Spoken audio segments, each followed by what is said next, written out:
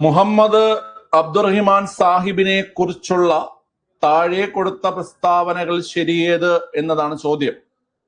മുഹമ്മദ് അബ്ദുറഹിമാൻ സാഹിബിനെ കുറിച്ചുള്ള താഴെ കൊടുത്ത പ്രസ്താവനകൾ ശരിയെന്നാണ് ചോദ്യം. ഓക്കെ, നോക്കാം. 1939 KPCC പ്രസിഡന്റ് ആയിരുന്നു. ഓക്കെ, നിങ്ങൾക്ക് അറിയത്തില്ലായിരിക്കും, എന്നാൽ മനസ്സിലാക്കിക്കോണം. 1939 അദ്ദേഹം KPCC പ്രസിഡന്റ് ആയിരുന്നു.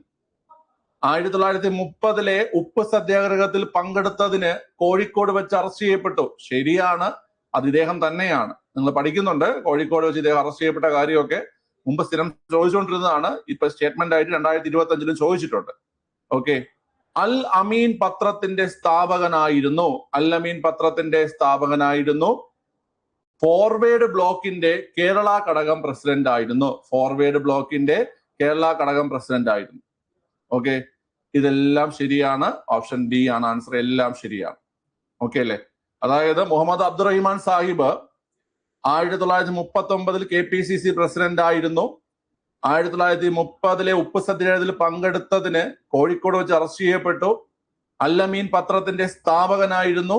ഫോർവേഡ് ബ്ലോക്കിന്റെ കേരള ഘടകം പ്രസിഡന്റ് ആയിരുന്നു. ഇദ്ദേഹത്തെ അറിയപ്പെടുന്ന ഒരു പേരുണ്ട്, ഒരു വിശേഷണമുണ്ട്. എന്താണ് കുട്ടികൾ? ആർക്ക് പറയാം? ഇദ്ദേഹത്തെ അറിയപ്പെടുന്ന ഒരു വിശേഷണമുണ്ട്. മുഹമ്മദ് അബ്ദുറഹിമാൻ സാഹിബിന് അറിയപ്പെടുന്ന ഒരു വിശേഷണമുണ്ട്. എന്താണത്? പറയൂ. മുഹമ്മദ് അബ്ദുറഹിമാൻ സാഹിബിന് അറിയപ്പെടുന്നത് കേരളത്തിന്റെ സുഭാഷ് ചന്ദ്രബോസ് എന്നാണ്. കേരളത്തിന്റെ സുഭാഷ് ചന്ദ്രബോസ്. കേരളത്തിന്റെ സുഭാഷ് ചന്ദ്രബോസ്. നിങ്ങൾക്ക് ഇപ്പൊ മനസ്സിലായി കാണും കേരളത്തിന്റെ സുഭാഷ് ചന്ദ്രബോസ് എന്ന് ഇദ്ദേഹത്തെ അറിയപ്പെടാൻ കാരണം 1939 ഫോർവേഡ് ബ്ലോക്ക് എന്ന് പറയുന്ന രാഷ്ട്രീയ പാർട്ടി സ്ഥാപിക്കുന്നത് അത് സുഭാഷ് ചന്ദ്രബോസ് ആണ്. ഓക്കെ, കേരളത്തില് ആ ഒരു ഫോർവേഡ് ബ്ലോക്കിന്റെ പ്രസിഡന്റ് ആയിട്ട്, കേരള ഘടകം പ്രസിഡന്റ് ആയിട്ട് പ്രവർത്തിച്ചത് കൊണ്ടാണ് അദ്ദേഹത്തെ എന്തെന്നറിയപ്പെടുന്നത്? കേരളത്തിന്റെ സുഭാഷ് ചന്ദ്രബോസ് എന്നറിയപ്പെടുന്നത്. ഓക്കെ അല്ലേ? നമുക്ക് ടി വി കെ ഘടകം പ്രസിഡന്റ് ഒരാളുണ്ടായിരുന്നല്ലോ, മലപ്പുറംകാരി ഒരു കൊച്ച്. എവിടെ പോയോ? തമിഴക വെട്രിക്കഴകം പ്രസിഡന്റ്.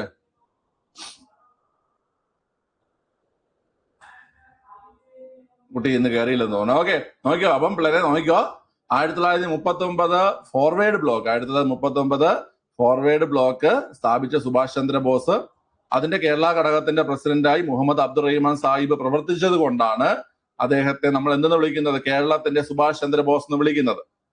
ഓക്കെ അല്ലേ? ഇവിടെ നിങ്ങൾ എക്സ്ട്രാ പഠിക്കേണ്ട ഒന്ന് രണ്ട് കാര്യം ഞാൻ പറഞ്ഞുതരാം. അതായത് നമ്മുടെ ശ്രീരാമകൃഷ്ണ മിഷൻ ഈ ശ്രീരാമകൃഷ്ണ മിഷന്റെ കേരളത്തിലെ പ്രവർത്തകൻ ആരായിരുന്നു? ശ്രീരാമകൃഷ്ണ മിഷന്റെ കേരളത്തിന്റെ പ്രവർത്തകൻ ആരായിരുന്നു കുട്ടികളെ? ശ്രീരാമകൃഷ്ണ മിഷന്റെ കേരളത്തിലെ പ്രവർത്തകനായിരുന്നു ആഗമാനന്ദ സ്വാമികൾ കേട്ടോ. ആഗമാനന്ദ സ്വാമികൾ.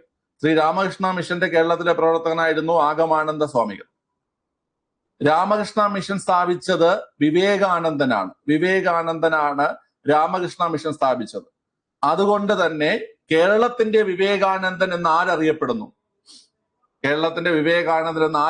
കുട്ടികളെ? ഈ ആഗമാനന്ദ സ്വാമികൾ അറിയപ്പെടുന്നു. കേരളത്തിന്റെ വിവേകാനന്ദൻ എന്ന് ആഗമാനന്ദ സ്വാമികൾ അറിയപ്പെടുന്നു. ഓക്കെ അല്ലേ? ക്ലിയർ ആണ്.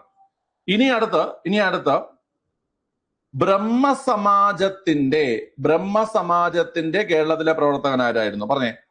ബ്രഹ്മസമാജത്തിന്റെ കേരളത്തിന്റെ പ്രവർത്തകൻ ആരായിരുന്നു? ബ്രഹ്മസമാജത്തിന്റെ കേരളത്തിലെ പ്രവർത്തകനാണ് അയ്യത്താൻ ഗോപാലൻ. ബ്രഹ്മസമാജത്തിന്റെ കേരളത്തിലെ പ്രവർത്തകനായിരുന്നു അയ്യത്താൻ ഗോപാലൻ. അതുകൊണ്ട് ബ്രഹ്മസമാജം സ്ഥാപിച്ചത് രാജാറാം മോഹൻ റോയ് ആയതുകൊണ്ട് കേരളത്തിന്റെ രാജാറാം മോഹൻ റോയ്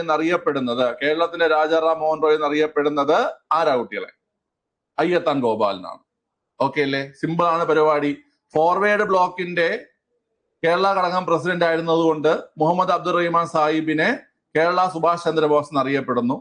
ശ്രീരാമകൃഷ്ണ മിഷന്റെ പ്രവർത്തകനായിരുന്നത് കൊണ്ട് ആഗമാനന്ദ സ്വാമികളെ കേരളത്തിന്റെ വിവേകാനന്ദൻ എന്നറിയപ്പെടുന്നു. ബ്രഹ്മസമാജത്തിന്റെ കേരളത്തിലെ പ്രവർത്തകനായതുകൊണ്ട് അയ്യത്താൻ ഗോപാലനെ കേരളത്തിന്റെ രാജാറാം മോഹൻ റോയ് എന്നറിയപ്പെടുന്നു. ഓക്കെ അല്ലേ? ഇനി ഒരു ചോദ്യം കൂടെ നിങ്ങൾക്ക് അവിടെ ചോദിക്കാറുണ്ട്. ഹോം റൂൾ മൂവ്മെന്റ് അല്ലേ? ഹോം റൂൾ മൂവ്മെന്റിന് കേരളത്തിൽ നേതൃത്വം നൽകിയത് ആരൊക്കെയെന്ന് ചോദിക്കാറുണ്ട്. ഹോം റൂൾ പ്രസ്ഥാനത്തിന് കേരളത്തിൽ നേതൃത്വം നൽകിയത് ആരൊക്കെയെന്ന് ചോദിക്കാറുണ്ട്. ഹോം റൂൾ പ്രസ്ഥാനത്തിന് ആരൊക്കെ കുട്ടികളെ നേതൃത്വം നൽകിയത് പറഞ്ഞേ? മഞ്ചേരി രാമയ്യർ,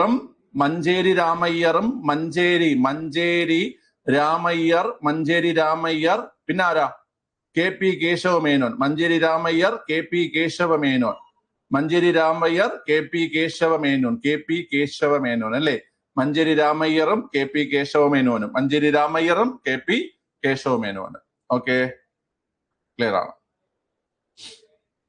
അപ്പൊ അതും പഠിക്കണം. മഞ്ചേരി രാമയ്യറും KP കേശവമേനോനും. ഇനി ഈ ഒരു ക്വസ്റ്റ്യനുമായി ബന്ധപ്പെട്ട്, അത് ഹോം റൂൾ പ്രസ്ഥാനമാണ്. ഹോം റൂൾ പ്രസ്ഥാനത്തിന് കേരളത്തിൽ പ്രവർത്തന നേതൃത്വം കൊടുത്തത് മഞ്ചേരി രാമയ്യറും KP കേശവമേനോനും. ഇനി ഈ ഒരു ക്വസ്റ്റ്യനുമായി ബന്ധപ്പെട്ട് നിങ്ങൾ പഠിക്കേണ്ട 1-2 പ്രസിദ്ധീകരണങ്ങൾ ഞാൻ പറഞ്ഞുതരാവേ. ഇപ്പൊ നമ്മൾ കണ്ട അല്ലമീൻ പത്രത്തിന്റെ സ്ഥാപകൻ മുഹമ്മദ് അബ്ദുൾ റഹ്മാൻ സാഹിബ് ആണെങ്കിൽ, അൽ ഇസ്ലാം എന്ന് പറയുന്ന പ്രസിദ്ധീകരണത്തിന്റെ സ്ഥാപകൻ ആരാണ്? അൽ ഇസ്ലാം